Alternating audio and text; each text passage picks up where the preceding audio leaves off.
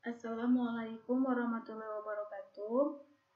Kami dari kelompok 6 Al-Kindi yang beranggotakan Jihan Munawaroh 180115003, Tesis Dining Room 180115007, dan Intan Dian Stephen 18011115023 akan membahas multipole dan medan dipole listrik.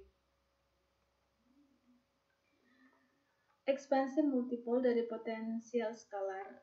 Di sini metode khusus dalam perhitungan potensial listrik salah satunya adalah metode ekspansi multipole, yaitu suatu muatan non-titik pada jarak yang sangat jauh sehingga bisa dianggap titik.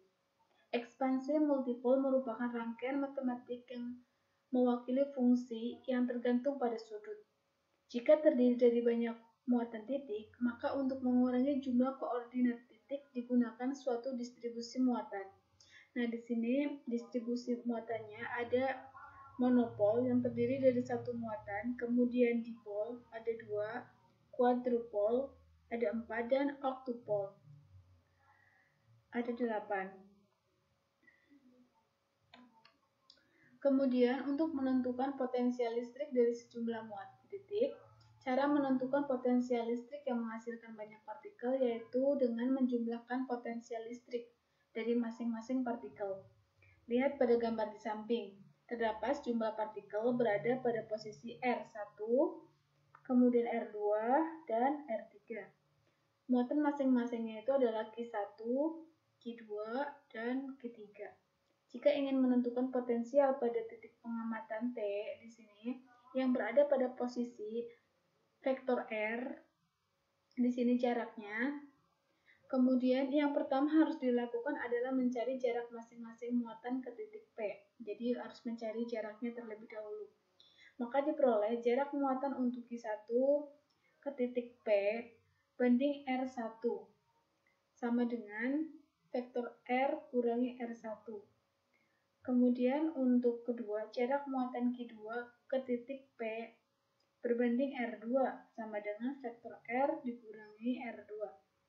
Nah, untuk jarak muatan Q3 ke titik P banding R3 sama dengan vektor R kurangi R3. Menentukan potensial listrik dari sejumlah muatan titik, di sini kemudian kita tentukan potensial pada titik pengamatan yang dihasilkan oleh masing-masing muatan. Yang pertama itu adalah muatan yang dihasilkan muatan Q1 banding V1. Nah, di sini dapat diperoleh, di sini itu rumusnya 1/4 pi E0 dikalikan Q1 per R1 sama dengan 1/4 pi E0 dikalikan Q1 per vektor R kurangi R1. Kemudian untuk poin B juga sama. Potensial yang dihasilkan muatan Q2 banding V2 diperoleh dengan rumus yang sama seperti di atas. Hanya saja yang berbeda adalah R besar 2 dan vektor R2 kecilnya. Untuk poin 3 juga sama. Di sini muatan Q3 banding V3 yang berbeda itu hanya antara muatan Q3, kemudian jaraknya R3 dan vektor R3-nya. Jadi masing-masing pembedanya itu ada di muatan masing-masing, kemudian jumlah jarak masing-masing, dan vektor jarak masing-masing. Sehingga potensial total dari titik P diperoleh V total sama dengan V1 ditambah V2 ditambah V3.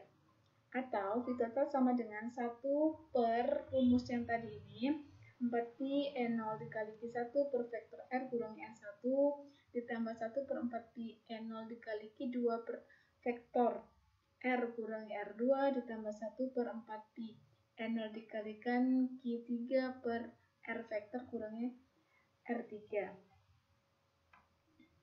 Kemudian, medan dipole listrik.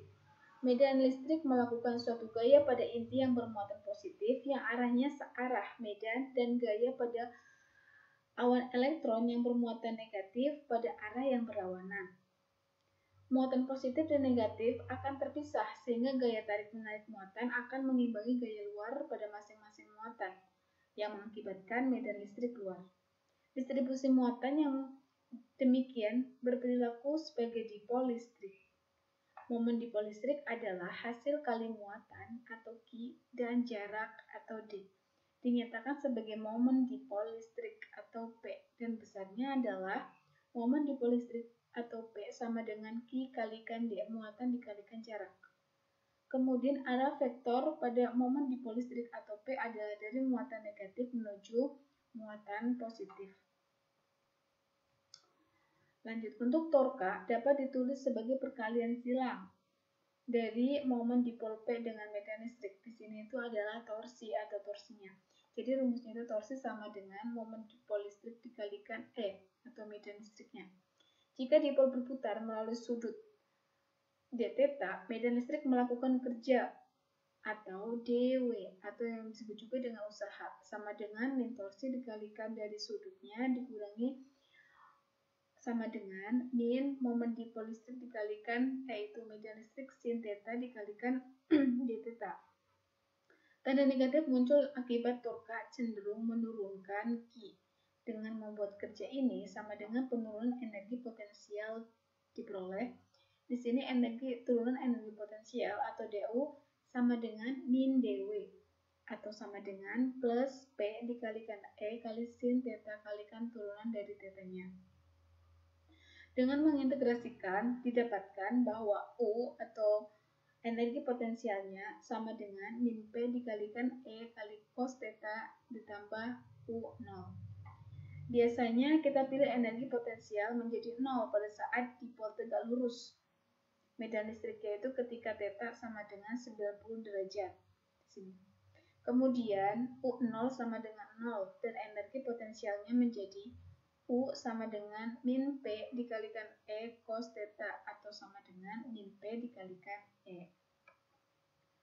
Untuk menentukan potensial di sekitar suatu dipol, lihat skema pada gambar 2.6. Kita akan menghitung potensial pada jarak R di sini. Jarak R dari pusat dipol yaitu titik tengah antar dua muatan yang membentuk sudut theta. Di sini akan membentuk sudut theta dengan sumbu dipol atau sumbu vertikal, yaitu yang tegak lurus. Yang pertama, A itu titik pengamat kemuatan min Q. Bisa ke kiri, di sini muatannya Q dengan jaraknya itu adalah R1 dan yang kedua itu adalah plus Q atau muatannya positif dengan jarak R2. Di sini. Kemudian kita cari hubungan antara R1, R2, dan R3. Kita cari. Lihat gambar 2.7, di sini R1 itu sama dengan R ditambahkan delta R. Kemudian untuk R2 sama dengan R dikurangi delta R2. Dan untuk di mana itu delta R1 atau jumlah dari jarak satunya itu sama dengan D per 2 cos theta 1. Dan untuk jumlah dari jarak 2-nya itu sama dengan D per 2 cos theta 2. Di sini R itu jarak sama aja.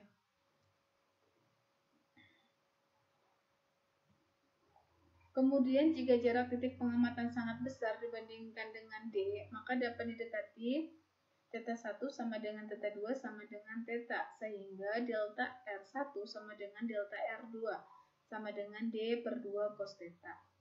Nah, potensial di titik P yang dihasilkan oleh muatan min Q, muatannya negatif adalah V1 sama dengan min 1 per 4 pi E0 dikalikan Q per R1.